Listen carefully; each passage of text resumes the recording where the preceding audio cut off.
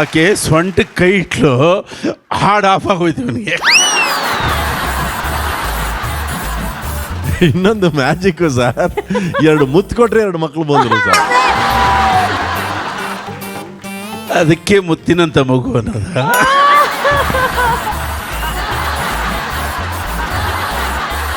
Yashwant sir, ಇದು ಈ Yashwant sir ನಾವು ಮಿಸ್ ಮಾಡ್ಕೋತಾ ಇದ್ವಿ. ಈ ಸ್ಟೇಜ್ ಮೇಲೆ ಅವ್ರನ್ನ ಕರ್ಕೊಂಡ್ ಬಂದಿದ್ದಕ್ಕೆ ಅವ್ರ ಧರ್ಮಪತ್ನಿಗೆ ನಾವು ಆಕ್ಚುಲಿ ಥ್ಯಾಂಕ್ ಯು ಹೇಳ್ಬೇಕು.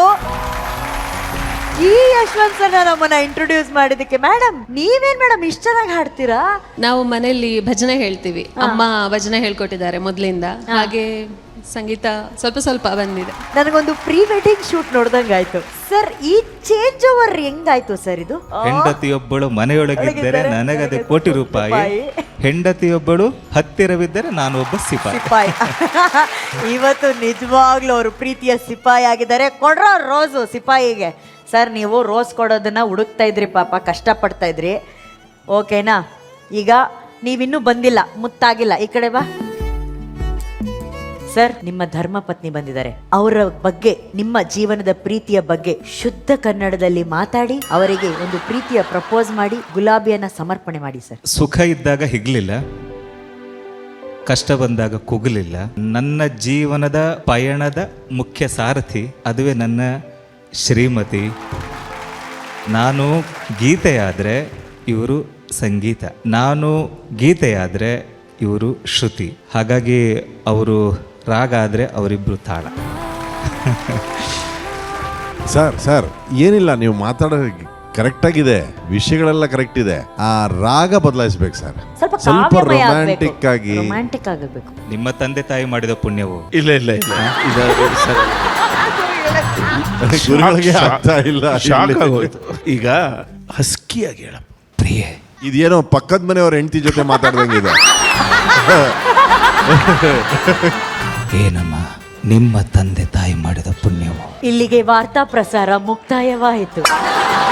ಸರ್, ಸಿಂಪಲ್ ಆಗಿ ಒಂದ್ ಹೇಳ sir. Navya, I love you ಇಷ್ಟ ಹೇಳಿ ಸರ್. ಅನುಷ್ ಅವರೇ, ಹಾ, ಸರ್. ಇವ್ರು ಕರೆಕ್ಟಾಗಿ ಮಾಡಿ ತೋರಿಸ್ತಾರಂತೆ ನಿಮ್ಗೆ. ಅದ್ರಲ್ಲೆಲ್ಲ ಅವ್ರು ಪರ್ಫೆಕ್ಟ್. ಹೇಳಿ ಸರ್, ಹೆಂಗೆ ಸರ್ ಮಾಡಿ ತೋರಿಸಿ ಸರ್. ಅಲ್ಲ, ನಾನು ಮಾಡ್ತೀನಿ, ಬಟ್ ಅದನ್ನ VP ಸರ್ ಜೊತೆ ಮಾಡ್ತೀನಿ.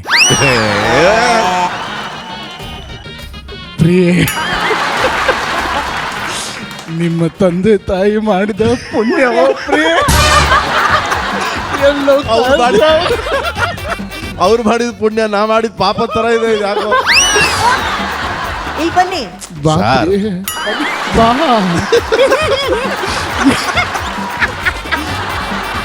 ಮೇಡಮ್, ನಾನು ಜಡ್ಜು ಮೇಡಮ್. ಹೌದು. ಫಸ್ಟ್ ಇವರಿಬ್ರು ಮಾಡಿ ತೋರಿಸ್ತಾರೆ, ಅದನ್ನ ನೀವು ರಿಪೀಟ್ ಮಾಡಿ. ಹೌದು. ಈಗ ನೋಡಿ, ಅವ್ರ ಜನ್ಯ. ಓಕೆನಾ? ರೆಡಿ? ಪ್ರಿಯೆ, ನಾನು ಮಾಡಿದ ಪುಣ್ಯವು ಏ ಅಥವಾ ನಿಮ್ಮ ಅಪ್ಪ ಅಮ್ಮ ಮಾಡಿದ ಕರ್ಮವು ನನಗೆ ಗೊತ್ತಿಲ್ಲ, ಆದರೂ ಈ ಬ್ಯೂಟಿಗೆ ನಾನು ಬಿದ್ದೋಗ್ಬಿಟ್ಟಿದ್ದೀನಿ. ಅಷ್ಟೇ, ಐ ಲವ್ ಯು. ಸಾಕು.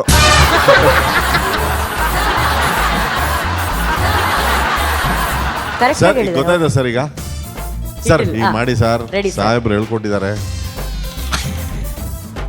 ಪ್ರಿಯೆ, ನಿನ್ನ ಈ ಸರ್, ಅದ್ರಲ್ಲಿ ಬ್ಯೂಟಿಗೆ ಮುಳ್ಳಿದೆ ಮುಳ್ಳು.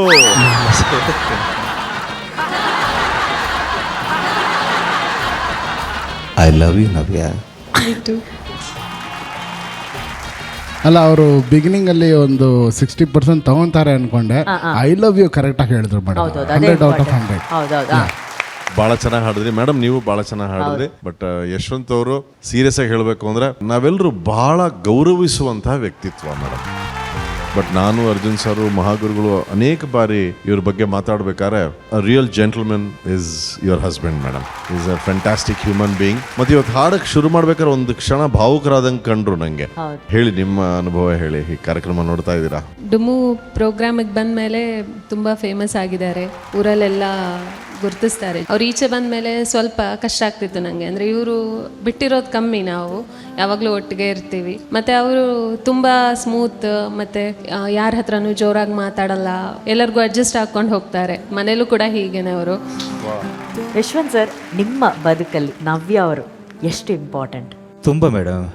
ನಂಗದು ಹೇಳಲಿಕ್ಕೆ ಪದಗಳೇ ಇಲ್ಲ. ಎಂಥ ಪರಿಸ್ಥಿತಿಗಳು ಬಂದರೂ ಕೂಡ ಇವರು ನನಗೆ ಬೆನ್ನೆಲುಬಾಗಿ ನಿಂತದ್ದು. ತುಂಬ ಆರ್ಥಿಕವಾಗಿ ತುಂಬ ಸಪೋರ್ಟ್ ಮಾಡಿದರು ನನ್ನ ಶ್ರೀಮತಿಯವರು. ಒಂದು 4 ವರ್ಷದ ಹಿಂದೆ ಅಂದ್ರೆ ಕೋವಿಡ್ ಟೈಮ್ ಅಲ್ಲ? ಹೌದು. ಆ ಸಮಯದಲ್ಲಿ ನಾನು ಯಾವತ್ತೂ ಮರಲಿಕ್ಕೆ ಇಲ್ಲ. ಬಹುಶಃ ಎಲ್ಲರಿಗೂ ಇಡೀ ಜಗತ್ತೇ ಮಲಗಿತ್ತು. ಆ ಮಲಗಿದಂಥವ್ರು ನಾನೊಬ್ಬ ಮಲಗಿಬಿಟ್ಟಿದೆ. ಬಹುಶಃ ನಾನು ವ್ಯಾಲ್ಯೂಷನ್ ಮಾಡಿಕೊಂಡು ಮ್ಯಾಂಗ್ಳೂರಲ್ಲಿ ನಾನು ಮನೆಗೆ ಬಂದವ ಇಮಿಡಿಯೇಟ್ ಕೋವಿಡ್ ಅಟ್ಯಾಕ್ ಆಯ್ತು ನನಗೆ.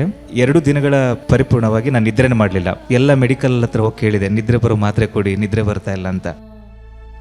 ಕೊನೆಗಾಗಿ 3ನೇ ದಿನ ನಾನು ಸಂಪೂರ್ಣವಾಗಿ ಹಾಸಿಗೆ ಹಿಡಿದುಬಿಟ್ಟೆ. ಇನ್ನೇನು ಕೊನೆ ಹಂತ ನಾನು.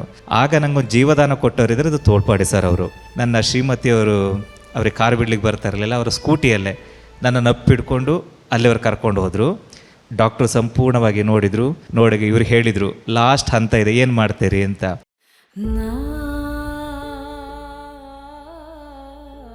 ಆಗ ಇವರ ಡಿಸಿಷನ್ ಏನಿತ್ತು ಅಂದರೆ, ಹೆದರಲಿಲ್ಲ ಮೇಡಮ್, ನನಗೊಂದು ಆತ್ಮಸ್ಥೈರ್ಯ. ನಾನು ಹೇಳಿದೆ, ನನ್ನ ಲೈಫ್ ಮುಗೀತು, ಇನ್ನೇನಿದ್ರು ಕೂಡ ಬಹುಶಃ ಗೋಡೆಯಲ್ಲಿ ಭಾವಚಿತ್ರ ಮಾತ್ರ ಬಾಕಿ ಇದೆ. ನಾನು ಹೇಳಿದೆ,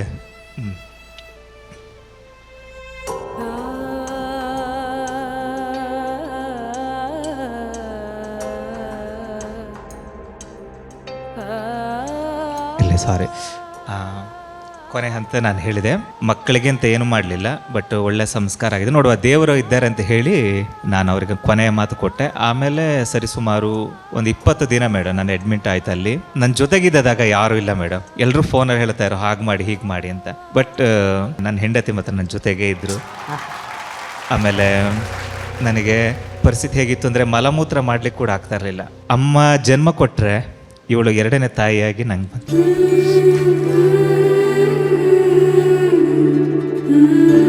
ಆ ಸಂದರ್ಭ ಮರೀಲಿಕ್ಕಿಲ್ಲ ಮೇಡಮ್.